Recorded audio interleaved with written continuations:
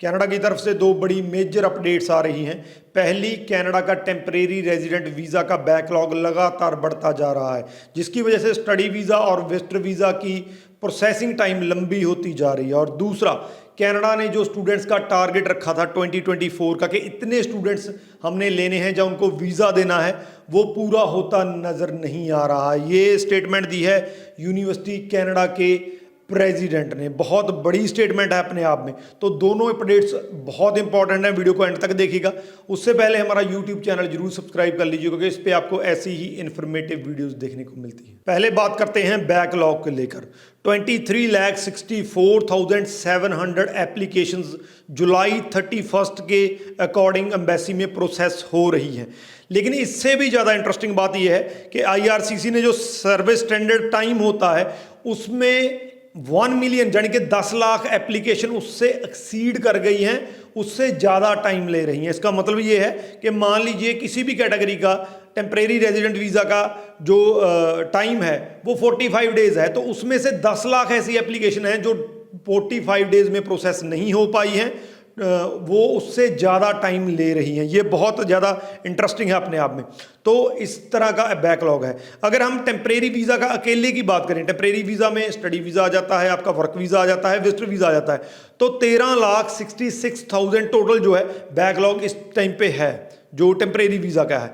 और इसमें भी आगे जो स्टैंडर्ड सर्विस टाइम से ज़्यादा जा रही हैं वो 6 लाख से ऊपर ऐसी एप्लीकेशन है, 6 लाख से ऊपर, जो स्टैंडर्ड सर्विस स्टैंडर्ड टाइम के अंदर प्रोसेस नहीं हो पाएंगी, जिनका प्रोसेसिंग टाइम बढ़ जाएगा। तो ये लगातार बहुत मंथ से, बहुत सालों से, कोविड के बाद कॉन्टीन्यूसली ये प्रॉब्लम रही है कि कनाडा में जो टेम्परेरी रेजिडेंट वीज़ा फाइल्स का प्रोसेसिंग टाइम है वो with in service standard time नहीं हो पाया है, उनको ज़्यादा टाइम लग रहा है। अगर हम टेम्परेरी रेजिडेंट वीज़ा फाइल्स के नंबर को पिछले मंथ यानी कि जून से कंपेयर करें तो 11.8 बढ़ गया है। इसका रीज़न ये है कि विजिटर वीज़ा की बहुत सारी एप्लीकेशंस इस टाइम पे प्रोसेस हो रही है।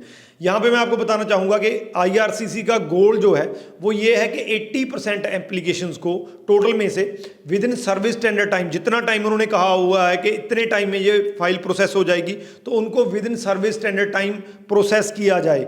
इसमें अकेला टेम्परेरी रेजिडेंट वीज़ा को छोड़ के बाकी सारी कैटेगरीज जो हैं वो ये टारगेट पूरा कर चुकी हैं, यानी कि उनकी मोस्ट ऑफ द एप्लीकेशन जो है वो with in service standard time process हो रही हैं। लेकिन एक ही कैटेगरी ऐसी है टेम्परेरी रेजिडेंट वीज़ा जिसकी धड़ाधड़ एप्लीकेशन लगती हैं और जिसके रीज़न से ये टाइम पे प्रोसेस नहीं हो पाती हैं। तो कनाडा में बैकलॉग टेम्परेरी रेजिडेंट वीज़ा की एप्लीकेशन का बढ़ता जा रहा है, प्रोसेसिंग टाइम भी बढ़ता जा रहा है। दूसरी अपडेट में यूनिवर्सिटीज़ कनाडा के प्रेसिडेंट, जिनके अंडर सारी यूनिवर्सिटीज़ आती हैं, उनकी तरफ से एक बड़ी स्टेटमेंट आई है। उन्होंने कहा है कि अगर इस टाइम पे ऐसे ही चलता रहा जिस टाइम पे ये इस टाइम पे कनाडा में चल रहा है कि कम स्टूडेंट्स एडमिशन ले रहे हैं, तो जो फेडरल गवर्नमेंट ने कैपिंग के बाद एक टारगेट रखा है जो कि 6 लाख का है कि टोटल नंबर ऑफ एप्लीकेशन जो है वो 6 लाख लेनी है, और जो उसमें से वीज़ा देने हैं वो 3,60,000 या 70,000 देने हैं, तो वो नंबर पूरा नहीं हो पाएगा। अपने आप में बहुत बड़ी स्टेटमेंट है, क्योंकि हम ये समझते हैं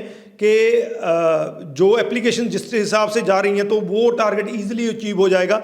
लेकिन ये बिल्कुल उल्टा स्टेटमेंट है कि यूनिवर्सिटीज़ में बहुत कम नंबर में एडमिशन स्टूडेंट ले रहे हैं। लेकिन दूसरी तरफ डिपार्टमेंट IRCC ने ये कहा है कि ये जो क्लैरिटी है उस पर कि कितने स्टूडेंट कनाडा में इस टाइम पे एडमिशन ले रहे हैं वो सितंबर की जब क्लासेस स्टार्ट होंगी उसके बाद ही जो है वो क्लियर होगा कि कितने नंबर ऑफ स्टूडेंट जो है वो कनाडा की यूनिवर्सिटी या कॉलेजेस में इनरोल हुए हैं और कितना टारगेट अभी बाकी है। तो उन्होंने कहा है कि जब सितंबर की क्लासेस लगेंगी, इनटेक जब स्टार्ट होगा, इस चीज़ को तभी क्लियर किया जा सकता है। साथ में यूनिवर्सिटी कनाडा के प्रेसिडेंट ने यह भी कहा है कि जो सडन पॉलिसी चेंजेस हैं, एकदम से जो चेंजेस कर दी गई हैं, उसके रीज़न से जो स्टूडेंट हैं वो कंफ्यूज हो गए हैं। वो अपना उनको पता नहीं चल रहा है कि कनाडा में अगर मैं पढ़ने के लिए जाऊंगा तो आगे मेरा क्या फ्यूचर होगा, जिसकी वजह से जो स्टूडेंट हैं वो कनाडा में कम एडमिशन ले रहे हैं। तो आने वाले दिनों में देखना पड़ेगा कि क्या जो IRCC ने टारगेट रखा है, हालांकि उन्होंने अपनी तरफ से कट किया है नंबर को कि हम कम स्टूडेंट लेंगे, क्या वो कम वाला भी टारगेट पूरा हो पाता है कि नहीं हो पाता है, क्या इतने स्टूडेंट अब कनाडा में एडमिशन लेते हैं, जो आने वाले दिनों में क्लियर हो जाएगा।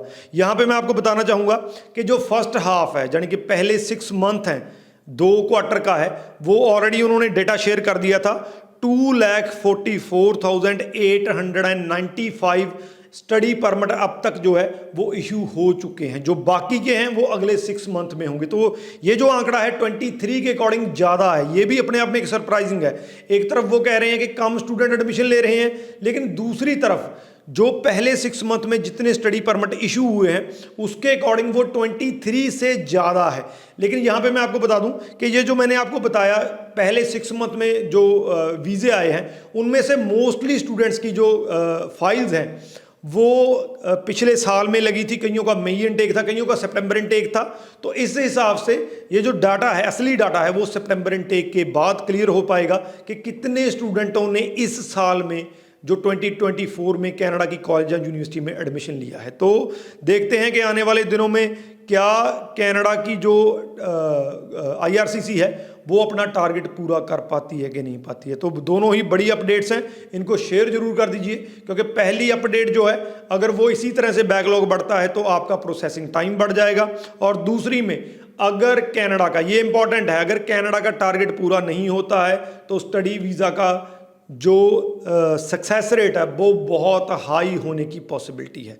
शेयर जरूर कर दीजिए, बहुत इंपॉर्टेंट वीडियो है। इस वीडियो के रिगार्डिंग अगर कोई क्वेश्चन है तो नीचे लिख दीजिए, आपको आंसर मिल जाएगा। राजवीर चहल, थैंक यू सो मच।